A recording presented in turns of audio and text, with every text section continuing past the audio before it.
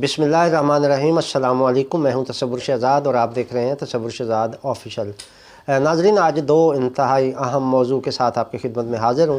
सबसे पहला मौजू जो है हमारा वो ये है कि वज़ीर आज़म मियाँ शहबाज शरीफ ने नौजवान नस्ल को एक लॉलीपॉप दिया है, उस पर गुफ्तगू होगी। और तोशा खाना के हवाले से जो आज कबीना में फ़ैसला हुआ है, वफाकी कबीना के फ़ैसले से आपको आगाह करेंगे और हाई कोर्ट में क्या तय पाया है, इस पर आप के साथ गुफ्तगू होगी।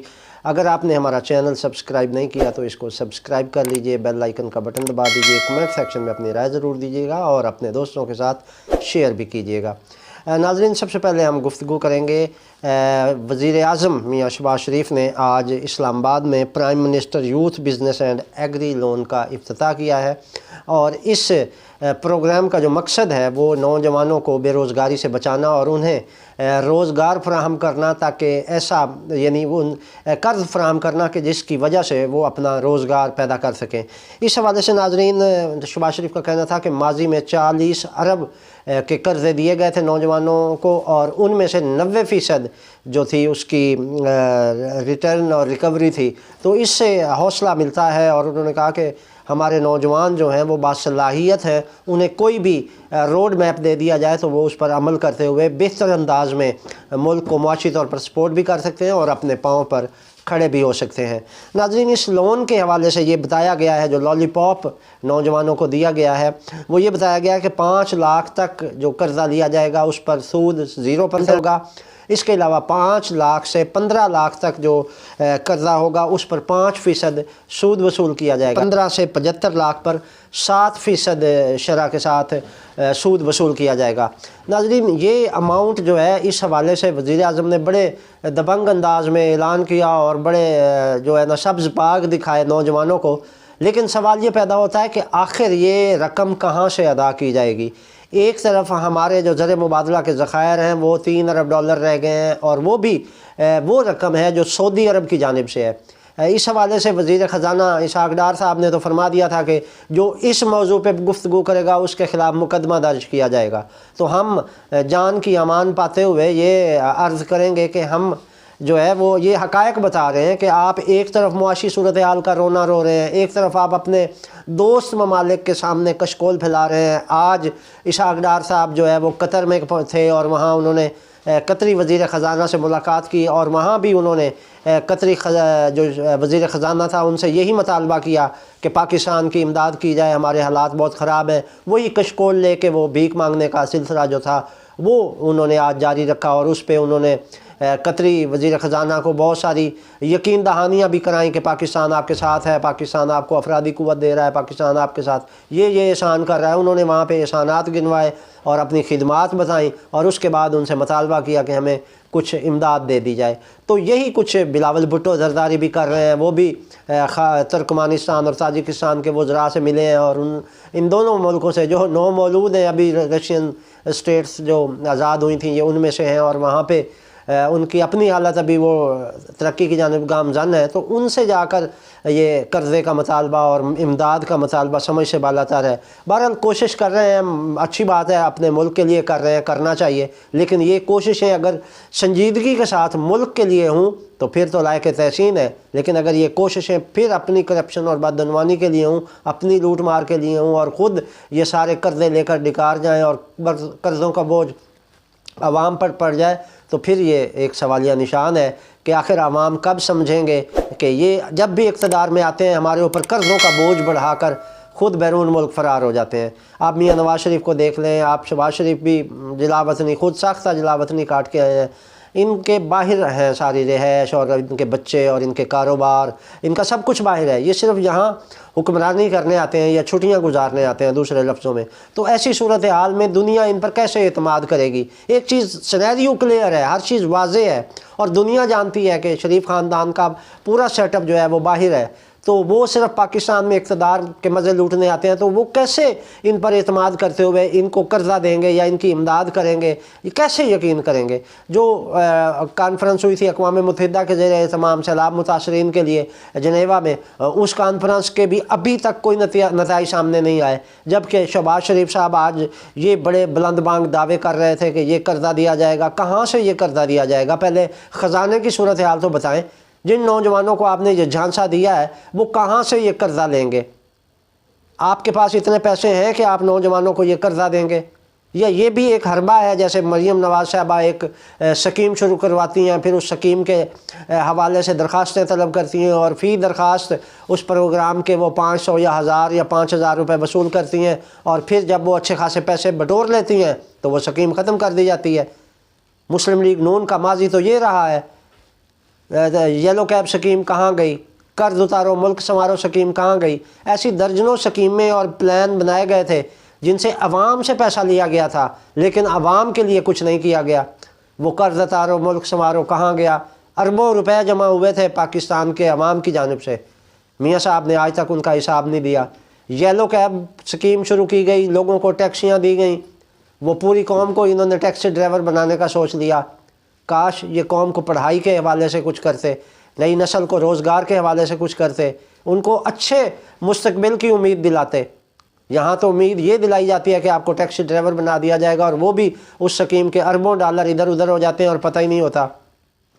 تو ناظرین، اس حوالے سے یہ پبلک سوال کرتی ہے ان حکمرانوں سے، یہ عوام کا سوال ہے کہ آخر یہ نوجوانوں کو جو جھانسا دیا جا رہا ہے کہ انہیں 5 لاکھ 15 لاکھ اور 75 لاکھ روپے تک قرضے ملیں گے، وہ آئیں گے کہاں سے؟ میاں شہباز شریف نے اپنے پورے خطاب میں یہ نہیں مینشن کیا کہ یہ رقم کہاں سے لی جائے گی۔ اور دوسرا معاملہ ناظرین، اس وقت جو ہمارا دوسرا موضوع ہے وہ یہ ہے کہ توشہ خانہ کے حوالے سے آج وفاقی کابینہ کا اجلاس ہوا تھا، اور اس میں وفاقی کابینہ کے ارکان کو اس توشہ خانے کی تمام جو صورتحال ہے اس وقت اس پر بریفنگ دی گئی، اور ادھر ہائی کورٹ میں بھی آج اس کے حوالے سے سماعت تھی، اور ہائی کورٹ نے تو واضح انداز میں کہا ہے کہ 1947 سے لے کے اب تک جتنے توشہ خانے سے تحائف لیے گئے ہیں ان کی رپورٹ پیش کریں۔ اب ایک گھڑی کا شور مچانے والے حکمران جنہوں نے پورے پاکستان کا سب سے بڑا ایشو ہی وہ گھڑی بنا دی تھی، اب وہ خاموش ہو گئے ہیں اور کہتے ہیں نہیں، اگر ہم نے یہ چیزیں ڈسکلوز کر دیں تو ہمارے خارجہ تعلقات خراب ہو جائیں گے۔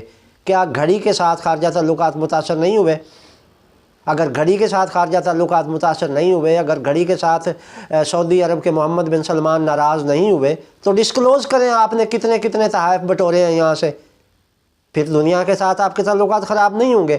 اور اگر آپ کو اتنے ہی تعلقات کا ڈر ہے، اتنا ہی احساس ہے، تو پھر یہ چوری نہیں کرنی چاہیے تھی نا۔ آپ نے توشہ خانہ میں سے قیمتی ترین تحائف نکال لیے، اونے پونے نکالے، اور اب جب عدالت اس کو مانگ رہی ہے تو انکار کیا جا رہا ہے، عدالت کو ریکارڈ فراہم نہیں کیا جا رہا، اور کہا جا رہا ہے یہ پرائیویٹ ریکارڈ ہے، اس کو ہم ڈسکلوز نہیں کر سکتے۔ آئین اجازت دیتا ہے، ایک عام شہری کو اجازت دیتا ہے، وہ کسی بھی رائٹ ٹو انفارمیشن آئین ہر شہری کو دیتا ہے، تو وہ کوئی بھی شہری پوچھ سکتا ہے کہ اس حوالے سے کوئی بھی سوال حکمرانوں سے کر سکتا ہے، یہ اس کا حق ہے، اور یہ حق اسے آئین دے رہا ہے۔ تو حکمرانوں کو یہ حساب دینا پڑے گا کہ توشہ خانے سے ماضی میں کتنے تحائف ادھر ادھر ہوئے ہیں اور ان کی کیا ادائیگی کی گئی ہے۔ اب جج کو بہلا رہے تھے اس کیس کی آج سماعت کے دوران کہ جی وہ ریکارڈ سیکرٹ ہے، اس کو ہم پبلک نہیں کر سکتے، تو جج نے بڑے واضح انداز میں کہا ٹھیک ہے، آپ مجھے میرے چیمبر میں وہ ریکارڈ دکھا دیں، میں خود فیصلہ کر لوں گا کہ یہ پبلک ہونے والا ہے یا پبلک ہونے والا نہیں ہے۔ تو یہ آپ ثوابدیدی اختیار عدالت پر چھوڑ دیں، تو اس پر ان کا وکیل آئیں بائیں شائیں کرنے لگ گیا۔ تو اب عدالت نے اس کی جو ہے اگلی تاریخ دے دی ہے، اور اس پہ کہا ہے کہ توشہ خانے کے حوالے سے جو ہے وہ مکمل تفصیلات عدالت کو فراہم کی جائیں، اور اس حوالے سے باقاعدہ آج تحریری فیصلہ جاری کیا عدالت نے 2-4 صفحات کا، اور ان میں یہی لکھا ہے کہ اس حوالے سے مکمل تفصیلات فراہم کی جائیں۔ وہ جج صاحب جو ہیں وہ اس کو اپنے چیمبر میں پہلے اس کا جائزہ لیں گے، اور اس کے بعد وہ فیصلہ کریں گے۔ وہ حکومتی موقف کی تائید نہیں کر رہے تھے، انہوں نے کہا نہیں، یہ آپ کے کہنے سے نہیں ہوگا کہ آپ کہہ رہے ہیں کہ پبلک ہونے سے عالمی سطح پر پاکستان کے خارجہ تعلقات متاثر ہوں گے، تو یہ فیصلہ جج خود کرے گا کہ وایا اس ریکارڈ کو پبلک کرنے سے خارجہ تعلقات متاثر ہو سکتے ہیں یا نہیں ہو سکتے۔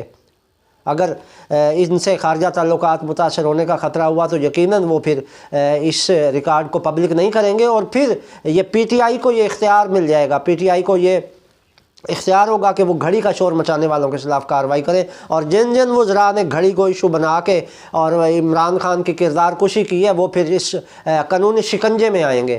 پھر ان کو یہاں حساب دینا پڑے گا کہ آپ نے توشہ خانے کے اس سیکرٹ کو کس طرح میڈیا اور پبلک میں ڈسکلوز کیا، اور آپ اس پر سیاست کرتے رہے۔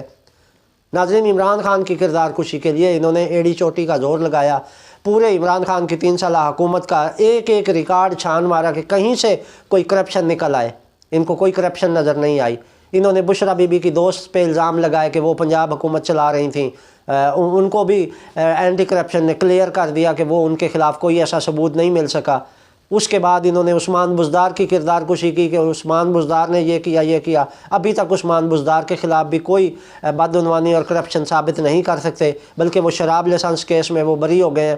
تو یہ چیزیں جو ہیں وہ ان کو کلیئر چٹ مل گئی ہے۔ تو یہ چیزیں بلا ثبوت آپ کسی پر الزام تراشی کرتے ہیں تو ظاہر ہے یہ کوئی خالہ جی کا واڑہ نہیں ہے کہ آپ جس پر الزام لگائیں گے پولیس آ کے انہیں گردن سے دبوچ کے لے جائے گی، ایسا نہیں ہوتا۔ اس کے لیے ثبوت درکار ہوتا ہے، اس کے لیے پولیس کا ادارہ موجود ہے، اس کے لیے تحقیقاتی ادارے موجود ہیں، وہ اس کی تفتیش کرتے ہیں، اس کی تحقیق کرتے ہیں، اس کے بعد وہ فیصلہ کرتے ہیں کہ بندہ قابل گرفت جرم میں ملوث ہے یا نہیں، اور اگر وہ ملوث پایا جائے تو قانونی نکات کے مطابق پھر اس کی گرفتاری عمل میں لائی جاتی ہے۔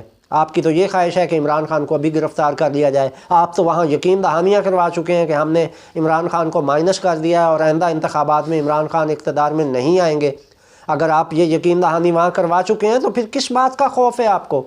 کیوں نہیں انتخابات کرواتے؟ کیوں نہیں الیکشن بر وقت ہوتے تاکہ پتہ چلے کہ عوام، پاکستان کے عوام جو ہیں وہ کس کے ساتھ ہیں؟ آپ ایک پارٹی کے پیچھے، ایک پاکستان کی بڑی پارٹی ہے، پاکستان کی ایک بڑی جماعت ہے اور ایک سیاسی پاور ہے، آپ اس کو کارنر کرنا چاہتے ہیں صرف اس لیے کہ بیرونی قوتیں عمران خان کو پسند نہیں کرتی۔ بیرونی قوتیں تو آپ کو بھی پسند نہیں کرتی، عمران خان کو تو شاید کوئی ایک ملک پسند نہیں کرتا، آپ کو تو جتنے ممالک اقوام متحدہ کے ممبر تھے سب نے پسند نہیں کیا۔ یہی وجہ ہے کہ آپ کو اس جنیوا کانفرنس میں 1 روپیہ ابھی تک نہیں مل سکا۔ اگر وہ آپ کو پسند کرتے ہوتے، اگر وہ آپ پر اعتماد کرتے ہوتے تو یقیناً آپ کی امداد کی جاتی، لیکن ابھی تک امداد کا نہ ملنا یہ عالمی ریفرینڈم ہے کہ انہوں نے آپ پر عدم اعتماد کا اظہار کیا ہے، اور جب آپ عالمی ریفرینڈم میں فیل ہو چکے ہیں تو پھر پاکستان کے عوام کے ریفرینڈم میں بھی آپ کو سامنا کرنا پڑے گا، اور پھر دیکھنا پڑے گا کہ عوام آپ کو پسند نہیں کرتے۔ آپ کو یہاں بھی سبکی ہوگی جس طرح آپ کو عالمی سطح پر سبکی ہوئی ہے، قومی سطح پر بھی آپ کی سبکی ہی ہوگی۔ آپ اگر خوف زدہ نہیں ہیں تو الیکشن کا اعلان کریں، دودھ کا دودھ اور پانی کا پانی ہو جاتا ہے۔ یہ تھی ناظرین اب تک کی اپڈیٹ۔ تصور شہزاد کو اجازت دیجیے، اللہ نگہبان۔